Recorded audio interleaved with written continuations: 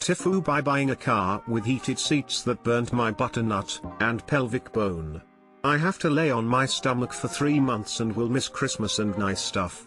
NSFW, pics of ban. Holy butternut Reddit, get off my butternut because this is a real bummer. Smile. This happened 2 weeks ago. I've just left hospital but have to spend the next 3 months, at least, on my stomach in bed. I'm planning on using that time to learn a new language look at memes. Marked NSFW because I'll link a photo of the burn on my banana in my TL doc below. I've been a paraplegic since a military accident in 2004. I've always lived independently and taken very good care of myself and my coconut because sitting pressure plus lack of sensation and decreased blood flow in paralyzed areas can cause pressure sores that never heal, and I like to be as active as possible. So I check my skin every day with a mirror or phone camera, bell feet, change position, lift myself to allow blood flow, etc. I spent a lot of time in hospital following my initial injury and saw guys living with open weeping sores that never healed. It terrified me. Search for pressure sore paraplegic if you enjoy being disgusted, and I'm proud to say I've never had a pressure sore because I'm so careful, despite skiing, kayaking, and even paragliding still. Basically I'm a dumbass with a numb ass, but I look after it. Normally I had an open book pelvic fracture when I was hurt back in 2004, and quite a few other problems at the same time, so they put me back together in a bit of a rush whilst resuscitating me and stuff. My pelvis is now tilted down to one side. When I sit it's considerably lower and bears all the weight. The leg on that side looks 3 inches longer than the other. As I sat in my car for a 3-hour drive home, that side of my pelvis must have been pushing directly onto the heated element within the seat. Even though it wasn't hot enough to burn immediately, I suffered a low heat burn after 3 hours, which is way worse than it sounds. I could feel the heat on my lumbar region and never thought it would be able to burn me. I even turned the heat to the low setting to be careful. At night I checked my skin and found my worst nightmare, which got worse. What initially looked superficial developed a softball-sized blister overnight that burst to show something looking like an effect from The Walking Dead. 2 weeks later and the first layers of dead tissue are starting to lift. The skin is healing. Now I just have to worry about osteomyelitis. TL doctor, an injury 15 years ago messed up my pelvis so badly that when I drive it pushes directly into a heating element in my new car's seats. A 3-hour-long drive burned my banana as a result, possibly bone, and I'll be spending 3 months so laying on my stomach while it heals. NSFW link to pics of my skinny, burnt butternut, 24 hours later right after the blister burst. 2 weeks later with healing and necrosis. Edit, the bum-burning car is a 2019 Ford Focus Active X, UK model. I'm sorry some of you clicked the pic links expecting to see a girl's butternut but feel that's a lesson you needed to learn. Yikes, that looks pretty severe.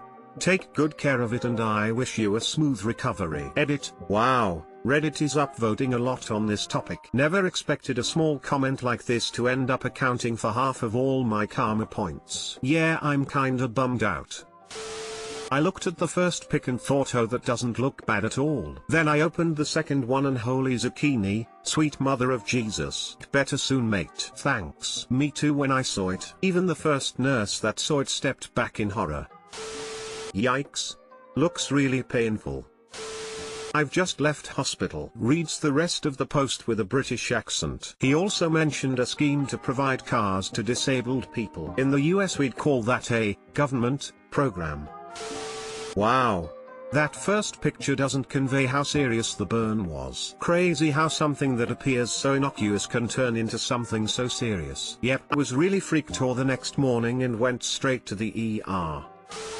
TIFU by getting butternut by a cricket and butternut. I recently purchased a large bin bag chair for myself to watch movies on in my basement. There has been a persistent cricket issue in my basement that I have not gotten around to addressing yet. While jerking off on said bean bag, I felt something slimy and sort of greasy in my ass crack. I immediately assumed this was some zucchini sweat from the zucchini session and wrote it off. Well, once I finished the act, I scratched the crevice, and to my surprise, the disfigured body of a still twitching cricket wound up on my hands. Flicked the cricket away swiftly and quickly, rid of any cricket residue in my glory hole. Cricket guts now cover the edge of my beanbag, and I am on the brink of vomiting just writing this. TL, doctor felt something weird in my cheesecake while jerking off, was a dumbass and decided to continue without taking precautions, and came with a cricket still squished between my cheeks. Merry Christmas to everyone except this guy. Someone please take away my ability to read. /crickets /. Sometimes I wonder why I'm subscribed to this subreddit. Edit, thanks for the trains, Merry Christmas, and may you all enjoy a cricket-free holiday season. Good luck getting off normally ever again. How do I delete someone else's post?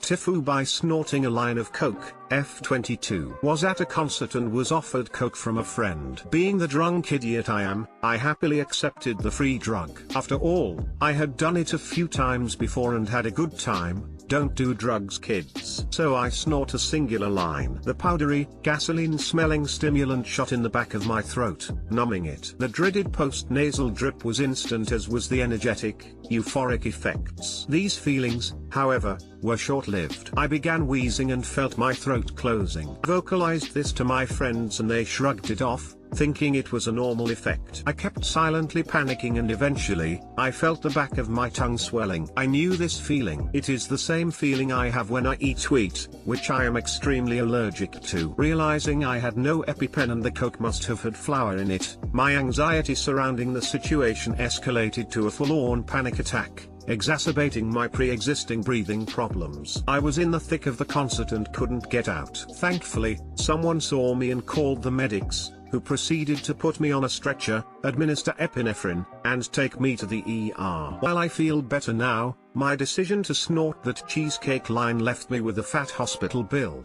FOMO from missing the concert, and some very thrilled parents. Emergency contact. TLDR, snorted a line of coke which contained flour, which I'm allergic to, and proceeded to have a severe enough allergic reaction for the paramedics to be called. Edit, after reading some comments and doing some research, I came to the conclusion that the coke may not have been laced with flour. I had assumed this was the case based on what the ER doctors told me and due to the fact that the symptoms I experienced were very similar to the ones I get when I consume wheat.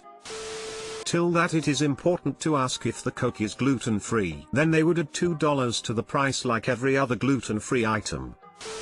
Yep, that cheesecake can have anything in it. To be fair, of all the bad coconut that could have been in there, flour would not be the worst. That dealer is ripping somebody off who paid for pure coke and got part flour. Always carry an EpiPen from now on. It's up there with inhalers, nasal spray, and chapstick. At least you're alive. And I believe your ambulance ride was free. Happy holidays. Yes, they cut it with anything these days. I'm really glad you're okay though. Almost all cocaine in my country, the US, has been cut with levamisole. It's a medication to treat hookworms, and it can have serious side effects.